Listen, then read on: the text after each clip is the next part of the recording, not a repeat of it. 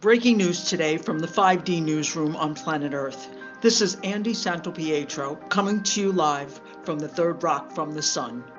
Although it may appear that some of the humans and many of our antiquated institutions are skating above accountability, in the bigger picture version, we're still very powerful creators, and we have a window of time in which we can choose to course correct. But it will not happen by prayer and meditation alone. We will need to remain actively engaged with our light, love, and continually push back against our own evolutionary fatigue. Sitting this one out is no longer an option. Doing so would just amount to another form of complacency in disguise. You are powerful beings, creators of light and love. Don't let fear manipulate you into believing otherwise. Please join us. You check the volume? Yeah, it's fine. It's all good? Yeah. Okay, I'm gonna sit up a little because I look like, I'm like this. You look proper, but I look like I'm ready to. What should we do? I'm looking for practical advice for people to help this evolution along rather than putting the brakes on. And you have a spiritual life. You feel like that's very important. And it's something that we've talked about and that we both feel is missing from many people's lives. And they don't really have access to it. They don't know what we're talking about, maybe, or they just don't see any connection. But we both feel it's really important for a person individually, but also collectively. And so just, can you talk about that a little bit and just help people out? Good. Yes, you can. Okay, Don't be nervous. Tell me again, I'm nervous, I'm cracking up because you can't imagine what just ran through my head. So I'm not like even gonna say me it. as a We're unicorn. gonna have to do it again. Okay, so Go ahead. I'm good now. all right, I'm back. so Fix I want myself. to, no, Yeah, you're fine. now good. So I want you to give people practical advice about spirituality. You have a spiritual life. Help us out.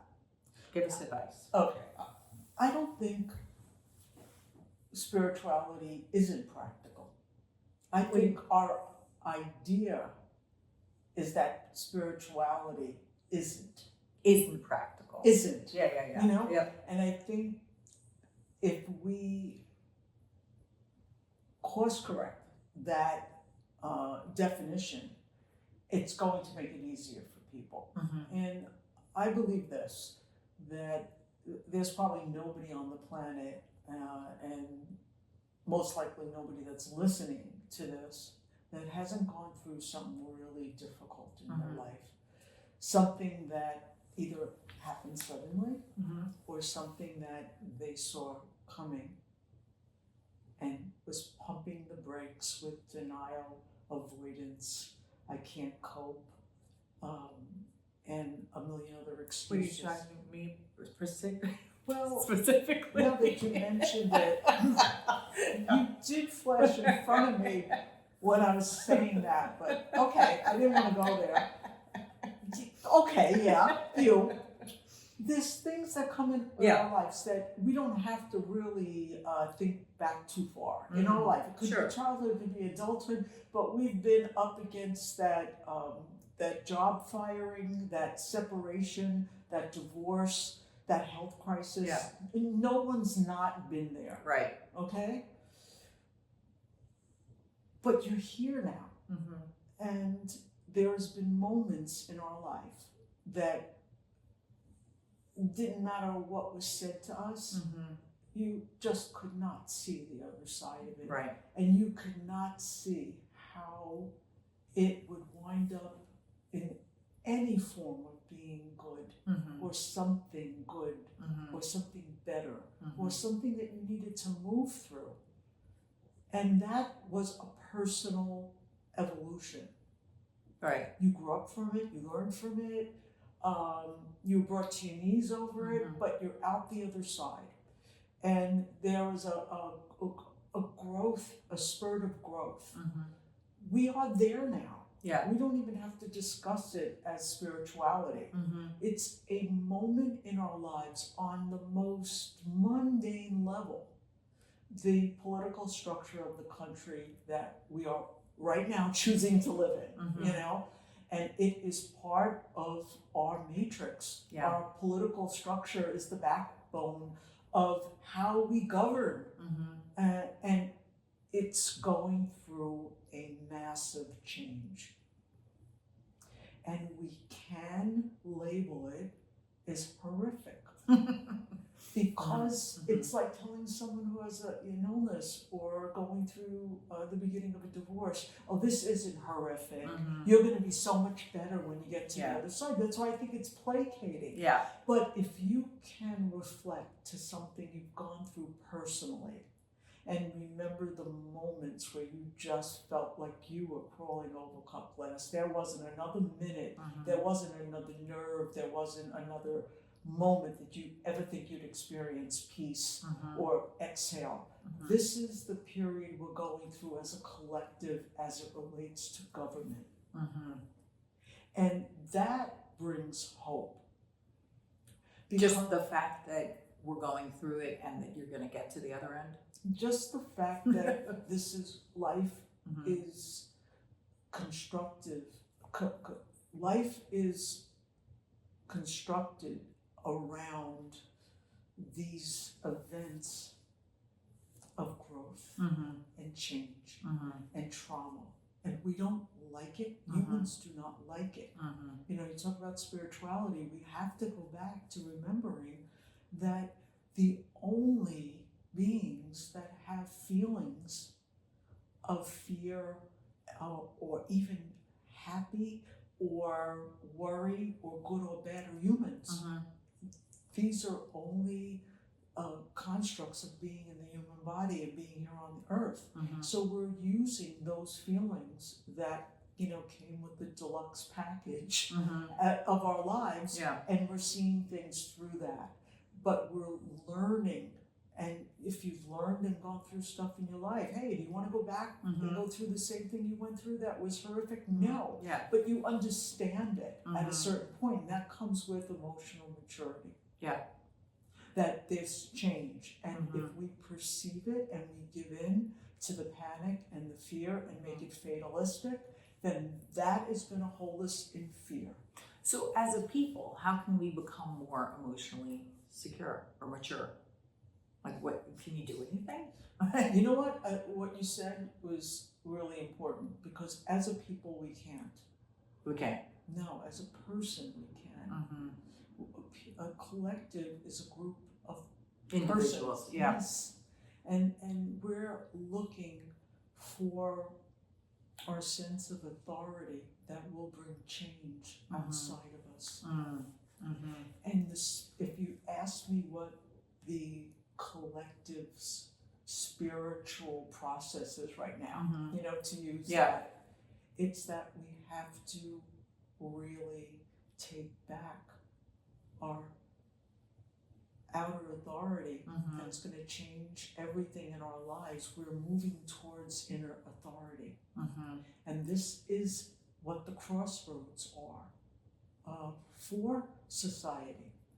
Government is part of the matrix that, no judgment, good or bad, was part of the matrix that set up outer authority. Any type of policing, which we still need, is outer authority. Religion is out of authority. Laws are outside authority. We're starting to actually take more authority back and need less of those guardrails. But in the process of this, you're seeing a lot of chaos. And although we claim we are in this country for freedom, and we all believe that's a human right, you know, what we find is that when we're actually given more and more choices, it scares the bejesus out of most of us.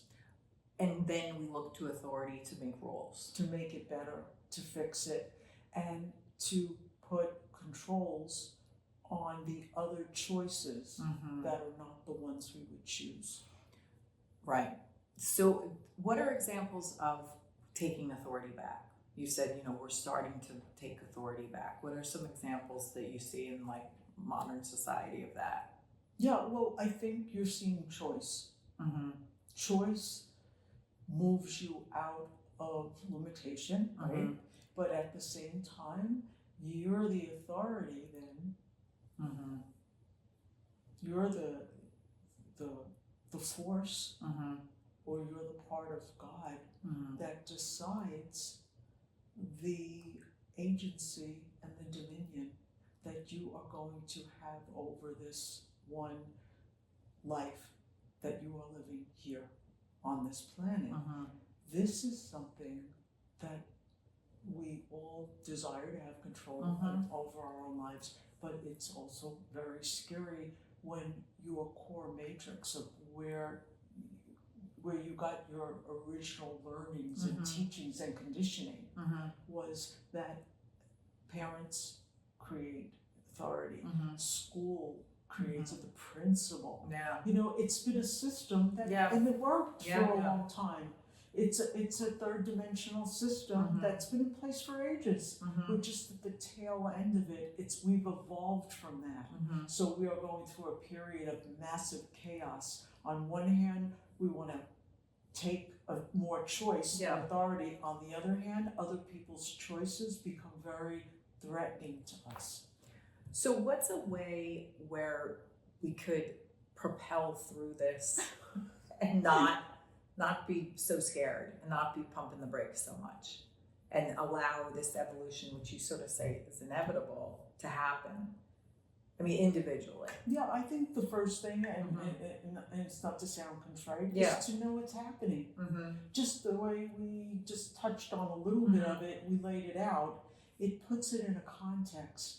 I think what's causing a lot of fear is that all this is happening and there is no place for us to even make sense of it. And I think when our intellectual brain can't make sense of what's happening, that we jam on the brakes. So the first thing is just what we're doing. We're having a conversation about it, and we're opening up thought. Maybe not everybody listening to this is going to agree with us, but it is food for thought. Outside of choosing, going back to choice, you can choose fear, and you can choose love.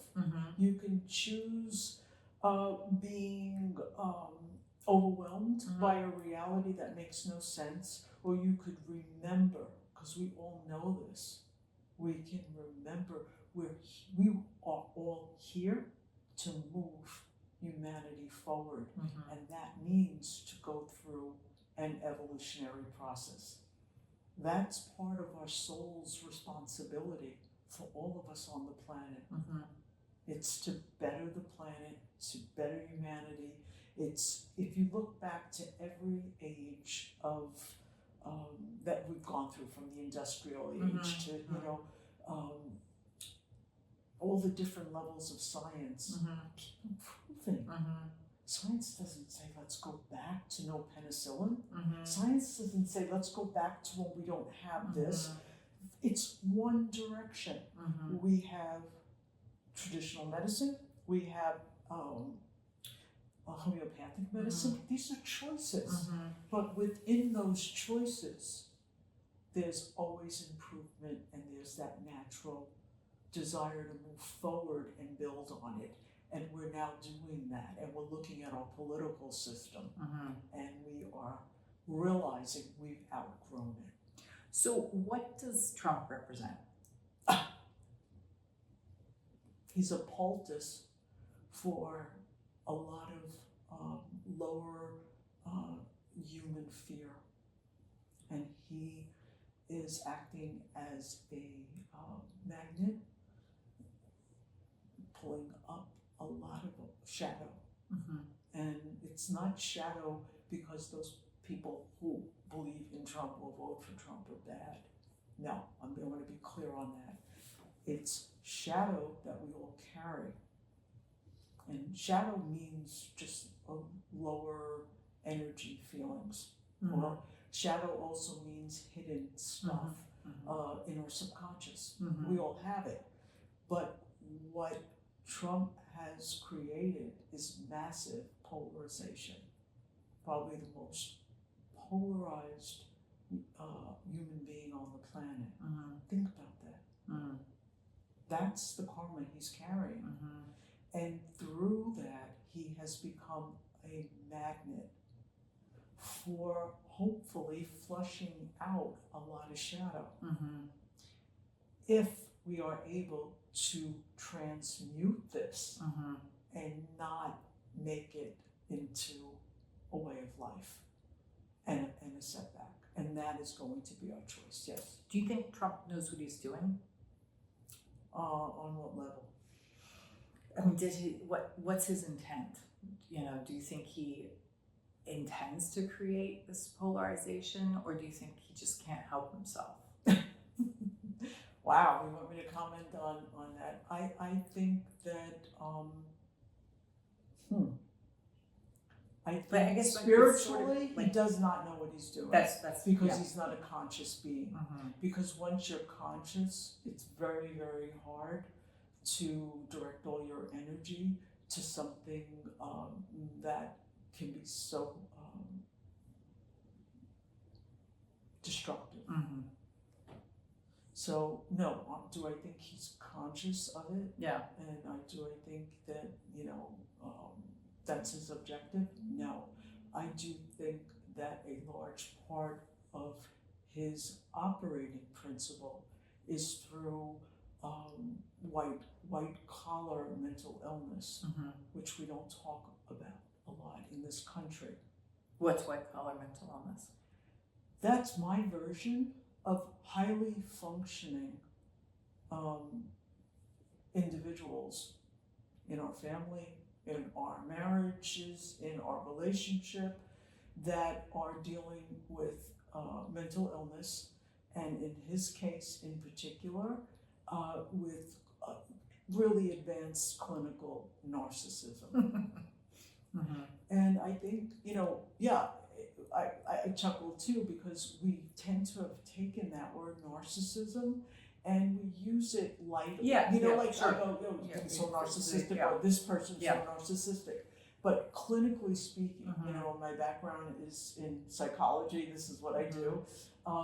He has mental illness. He has a lot of other things, but he does have mental illness. And that has never seriously been addressed. His and through that, I think we are missing the bigger issue. And what's the bigger issue? The bigger issue is it doesn't matter if you're aligning with his politics or his. We don't even know what his politics are because we can't get to them. We can't even have a discussion on that. There's no discussion. No, because we don't know. Yeah. But what's happening is that we from the beginning, if we were a healthy society and a healthy collective, we would have been addressing his mental illness and made a decision for him not to be a deciding factor because he had mental illness, and not necessarily judge him from that, but that would automatically take him out of the running. And we have worked diligently to avoid that as, in my opinion, the main issue. And why do you think we have done that? I think we avoided it ourselves. I think we avoided it in our family. I think he has a borderline personality, and yes, he thrives on not only the negative attention, but on the chaos. And I think that's part of how we diagnose the average person. But we have avoided that blatant bottom line truth. And now we are dealing with someone that has a form of mental illness.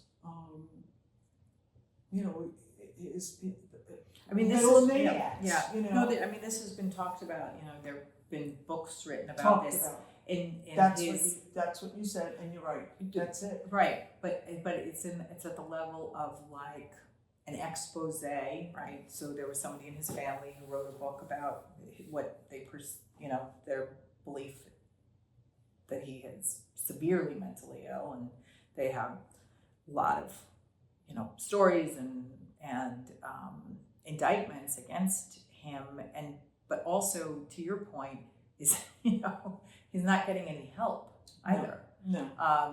And so if you look at it from sort of almost like a enabling, we're enabling. Yeah, and we're not actually being very like loving or kind, in terms of helping him. No, we're exploiting him. Yeah. We're exploiting him because he gives a lot of people an outlet to speak their mind on issues and subjects that they've had shame and embarrassment about. And he's allowed himself to be a conduit for that. And at the expense of his own mental illness. Mm-hmm. Absolutely. So just to kind of wrap up and change gears just a tiny bit, I know you feel hopeful and you feel that there's a real opportunity for transcendence and real positive change. And I know you are personally doing things to move that narrative forward. So, what do you tell other people who kind of, either have a glimmer of hope, feel some shift in them, feel that things are changing in also maybe some tiny positive ways, or that they want to propel that forward? What advice do you give them? Well, the advice I give is that it is changing, and I don't know. What I do know for sure is that the collective, the consciousness of the collective that wants something better, wants peace, is very active. Mm-hmm. And I know that because we've all experienced one of the most insane months of July 2024, where we almost lost two of the main party's nominees. Yeah. Okay. Yeah. Between Trump getting shot at, almost assassinated, and we prevented that. Mm-hmm. And I'll tell you why I think, and it's just my mm-hmm. opinion. And also, we watched the debate with President Biden, mm-hmm. and what we saw wasn't a bad debate. Mm-hmm. We saw someone transitioning. Mm-hmm. That wasn't a bad debate. Mm-hmm. It wasn't strong enough to be a bad debate. Mm-hmm. It was someone beginning to move out of the power that he once carried. Mm-hmm. And we technically almost lost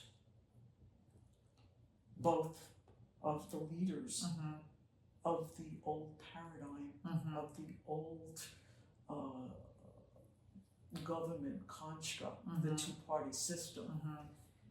Those things did not happen. What we did was collective consciousness mm-hmm. created another reality. And that reality was when Kamala Harris was moved into the head position. Mm-hmm. That, the beginning of July, and my dates mm-hmm. might be a little off, yeah. wasn't even in the playing field. Mm-hmm. So that's how you create a new timeline. Mm-hmm. There's enough people wanting something mm-hmm. better. So I don't know, and this is not my attempt to imply the direction we're going mm-hmm. in, but I do know that road wasn't even open mm-hmm. until the collective decided to bring that into play. Yeah. So I know there's a bigger picture at mm-hmm. play here mm-hmm. between Donald Trump not being assassinated. Mm-hmm. We created the not happening. Mm-hmm. Kamala coming in we created that happening. Mhm. Why? Because we are moving from outside authority, and outside authority would have meant an assassin's bullet would have decided for us. Outside authority would have meant something outside of us was going to determine this election. It's not. We've taken our power back, and the inner authority is coming through our vote in November. And that's where we get, as a society, in the United States at least, to make that decision how we plan to move forward on this little tiny piece of the continuum. It doesn't mean it's going to determine a nirvana, everything's going to be fine. But just this juncture, what are we going to do? And we've taken the decision out of the hands of an assassin. We've taken the decision out of the hands of the courts. His cases have dwindled down to nothing. There is no obvious jail time as we speak. Those would have been out of authority situations that would have gave us, many people, the relief a lot of people are looking for. But because we are more self-empowered, we've only been doing it the old way. We have to make that decision for ourselves, and all those other ways of it being decided has been taken off the table because the old system of the patriarch and government and controlling interest outside of us has dissolved. So we have taken the power back to people, and the people will decide the next direction humanity is going in from a political point of view come this November. On that note, we're going to end this discussion, but I'm thinking that we should have another chat soon. Sure. Like in the next month, and kind of make this a little bit of a series. Okay. Because I think that things are going to happen, like what happened in July, we could have never predicted. Correct. And what's happening in August, maybe we won't be able to predict either. So I'd like to keep us going. I'm more happy, and I think you're spot on, because there's a lot going to come up ahead. Unpredictable. Totally. Okay, so I think this is wise, and in real time we can follow it in every few weeks and speak to it. Okay, so with that, our listeners, we're gonna get this to you as soon as possible, and we're gonna keep it going. Okay, and we'll do this until the election. We'll keep doing it, and then we'll recap. Okay. Sounds good. Thank you, Andy. It was great talking to you. Same here. Thank you for being with me. Peace. Peace.